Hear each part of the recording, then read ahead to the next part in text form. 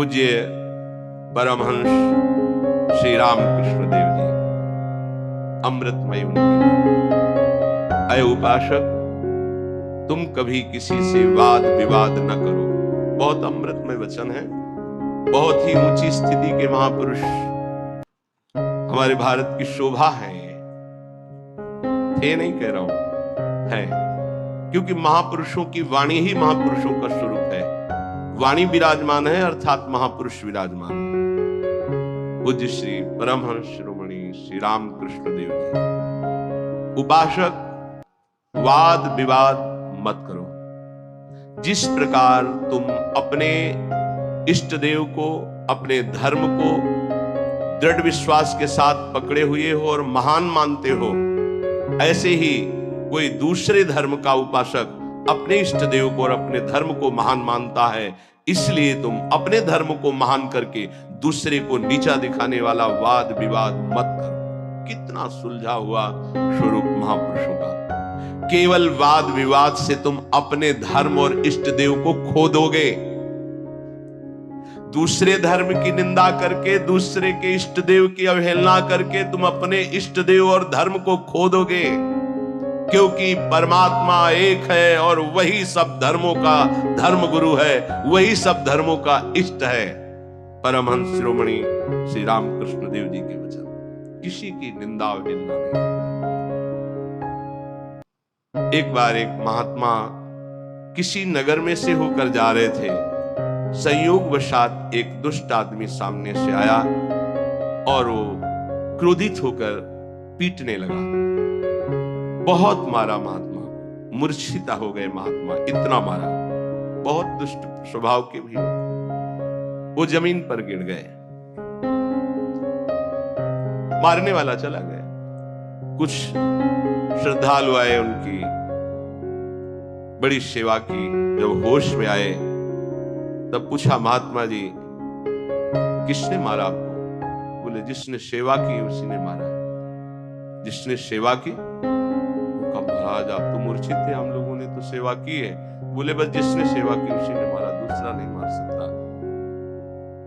महात्मा जी ने कहा, जिसने मुझे पीटा वही सेवा कर रहा है, जो सेवा कर रहे हैं इन्होंने ही पीटा है। वो तो बड़े घबरा गए कि महात्मा पागल है क्या।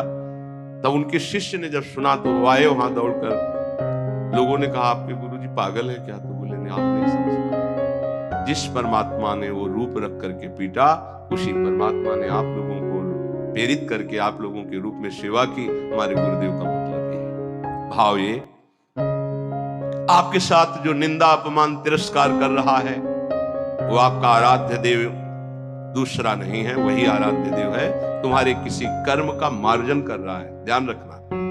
अब आगे बिल्कुल सुलझी हुई एक एक बात है। सच है कि उस दुष्ट में भी परमात्मा है।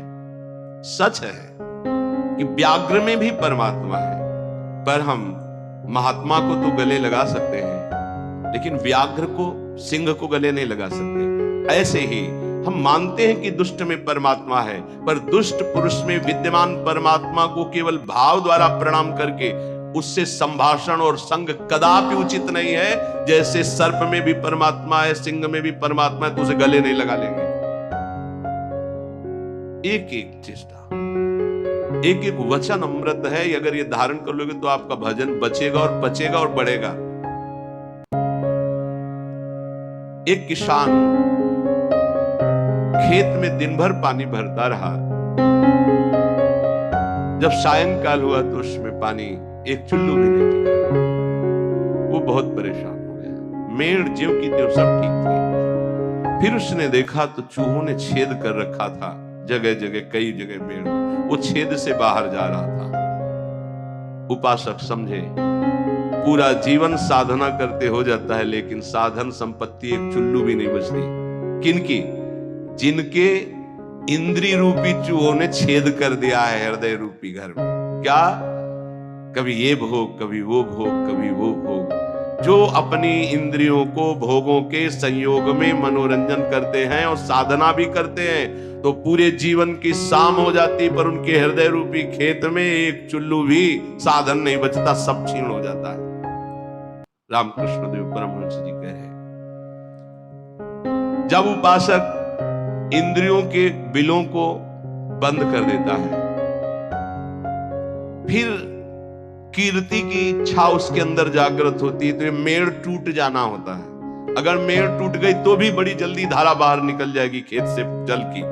कीर्ति की चाह उत्पन्न होती कि मेरा यश हो जाए, गई जीवन की भजन संपत्ति, कीर्ति की चाह में गई। कीर्ति भजन को छीण कर देती है। यदि आपके अंदर चाह नहीं हो, इष्ट के द्वारा कीर्ति होती, जैसे सेवक जी महाराज कह रहे हैं, जय जय श्री हरिवंश नाम गुण गाई है, उसके लिए कहा कि बिस्तरे सब जग विमल कीरति साधु संगति। विमल कीरति वो उसके भजन का नाश करने वाली नहीं होगी, क्योंकि इष्ट के द्वारा होती है। कीर्ति की चाह मानो उस किसान की मेड़ टूट जाना है, अर्थात उस साधक का बांध टूट जाना है साधना का। अब उसके आगे उपाधियां लगनी शुरू हो जाती है। ये बड़ा उपद्रव है उपाधियां, सरकार, भगवान, अवतार, न जाने क्या क्या, ये बिल्कुल नहीं स्वीकार करना चाहिए। बिल्कुल स्वीकार, सरक जाओगे सरकार कहलाने से। बहुत माया विचित्र है, बहुत विचित्र, बहुत सावधान। ये महापुरुषों की बातें हैं। अब साधक की जहां कीर्ति रूपी मेड़ टूटी, बंधी घाव हो गया, वहां से ये बालू का बांध है। ईश्वर की जितनी आराधना चिंतन सब गया, अब अपनी कीर्ति का स्मरण करके वो भूलना शुरू हो गया। प्रभु का अहंकार जो मिटाना था वो फिर बढ़कर वैसे ही तैयार हो गया। इसीलिए जन्म भर उपासक को सावधान रहना चाहिए, ना इंद्रियों की विलासता और ना कीर्ति और ना किसी तरह की सिद्धि की वृत्ति। सिद्धि भी बहुत बाधक होती है, भगवत प्राप्ति में बहुत बाधक। मन की बात जान, दुनिया का सब एक से एक अलग अलग क्षेत्र सामने का, एकाग्र दृष्टि से देख के संकल्प कर हिल नहीं सकता। एक कदम जैसा चाहे जितना हो उसकी आज्ञा का पालन करेगा ही करेगा। ऐसी बहुत सी, तो गुरुजनों की कृपा से इन खाइयों को नांगा जाता है। बिल्कुल दैन्य, बिल्कुल दैन्य। भरी सभा में नीच पुरुष द्वारा पिट जाने पर भी किसी भी तरह का कोई भी भागवतिक प्रभावना प्रकट करना, साधारण आदमी की तरह शांत एकदम, ये असाधारण क्षमता होती है। क्यों सह जाए सामने वाला जब इतना कर रहा? भगवान ने हमको तेज दिया, बल दिया है, क्यों सह जाए? बोले एक भाई अपने मुखौटे को लगाकर सिंह का और अपने घर में गया तो घर वाले एकदम भयभीत हो गए, लेकिन उसकी बहन ने उसको मुखौटा लगाते हुए देखा था। वो नजदीक गई, मुखौटे में थप्पड़, चल उतर गई। रामकृष्ण परमहंस देव जी समझे, ये कोई निज जन, निज संबंधी देख पाएगा कि इन मुखौटों में और कोई नहीं, मेरा प्रिय है, प्रीतम है, दूसरा कोई नहीं। ये जो गाली दे रहा है, जो अपमान कर रहा है, जो पीट रहा है, वो मेरा प्रीतम है जिसकी मैंने आराधना की है। वो किस लिए पीट रहा है? जैसे कुम्हार अपनी मटकी को पीट के देखता है, ठीक है, खरी है, कहीं से फूटी नहीं है, मजबूत है, इतना वार सह सकती है, तैयार हो।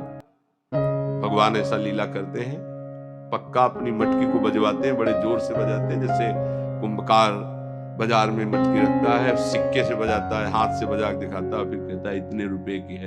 ऐसे भगवान अपने भक्त को विश्व में दिखाते हैं, देखो कितना सहनशील है। मुखौटा कोई भी हो सकता है, ध्यान रखना, मुखौटा कोई भी